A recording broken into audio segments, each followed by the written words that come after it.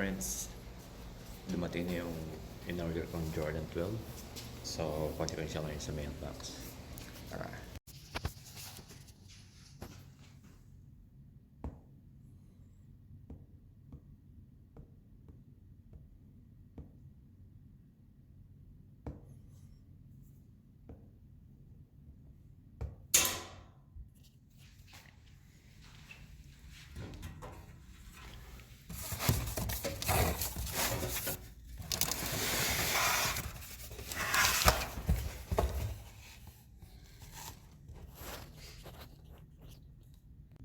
So mga kaibigan, umpisa na po natin i-unbox itong ating Jordan 12 2019 Chinese New Year. So ito po ay in-order ko sa Goat. Ayan yung kanyang box. Close natin.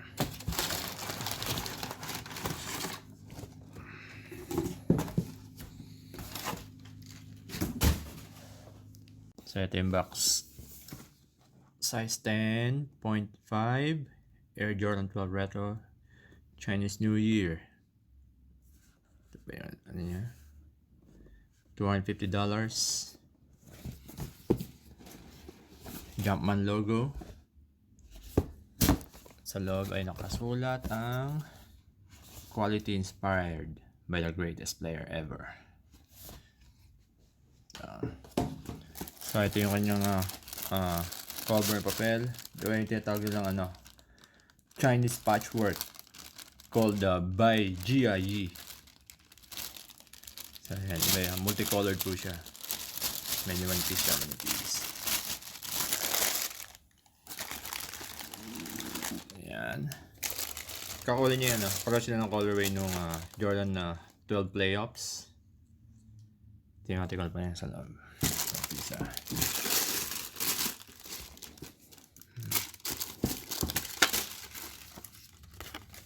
Goat. Ito sa Goat. Verified by Goat.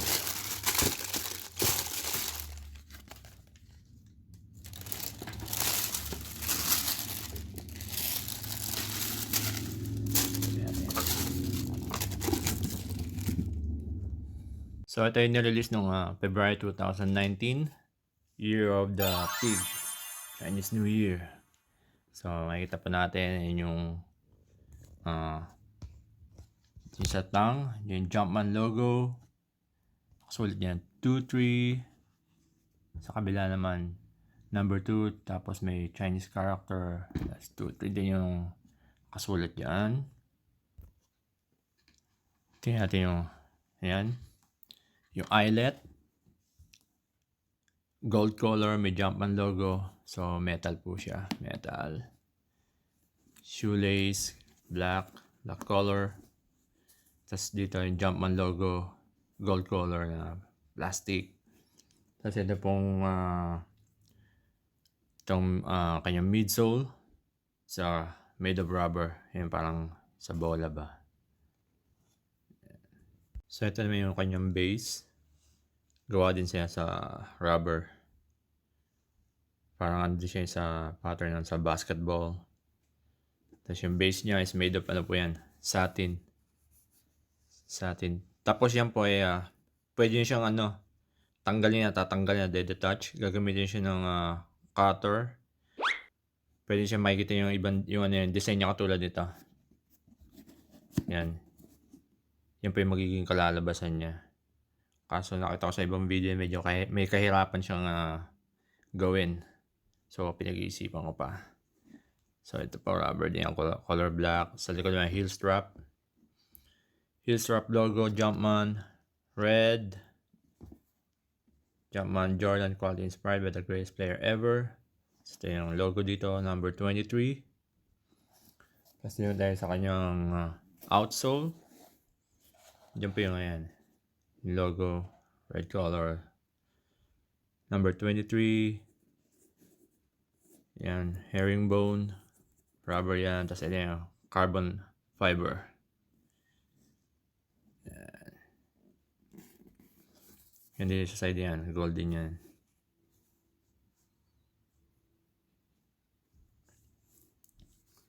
So ito yung sa loob niya. Chinese pattern yan. Chinese pattern. Size 10.5. Ito natin yung pakit natin sa loob. So yun yung ito natin yung shoe tree. Ayan yung shoe tree niya.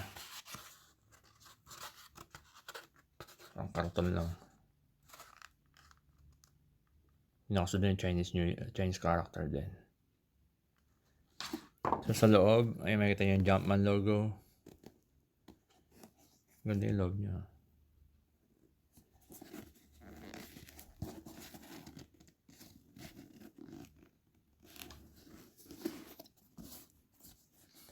So ito, yung mga yan. Satin yan.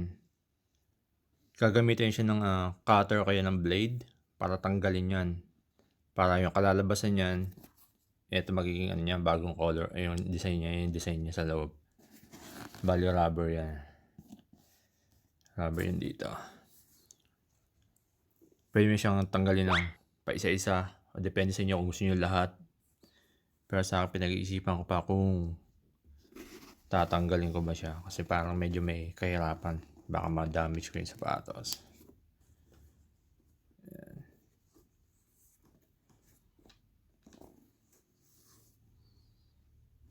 Sarap siguro ipanlaro nito.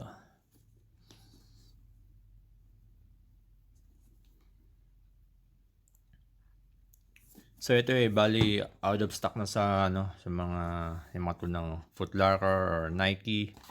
Makita nyo ito sa mga reseller.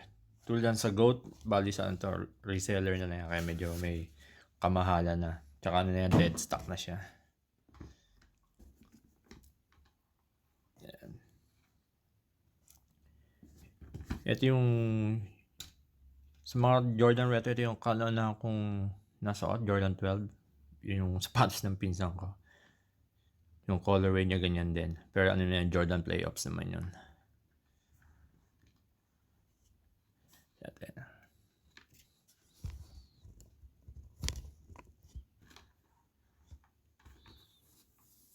Panalo to. Pang forma. Nakapanghinay may laro. Sabagay, di naman ako naglalaro. Yan. So guys, comment nyo lang po kung dapat ko bang tanggalin yung mga yan o hindi na. Kasi ako baka ma-damage ko pa, sayang naman. So ngayon, sinubukan ko naman siyang suotin. At napakasarap sa komportable. Yan. Maganda yung pang-forma. Ganda rin siya ipanlaro. Lalo na pag bangko ka. Ay, hindi ka magagasgasan to.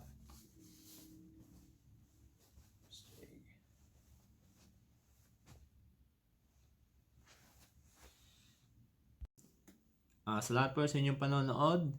Sana po ito inyong nagustuhan at huwag niyo po kalimutan na i-like at i-subscribe ang aking channel at abangan po niyo ulit yung mga susunod nating mga video.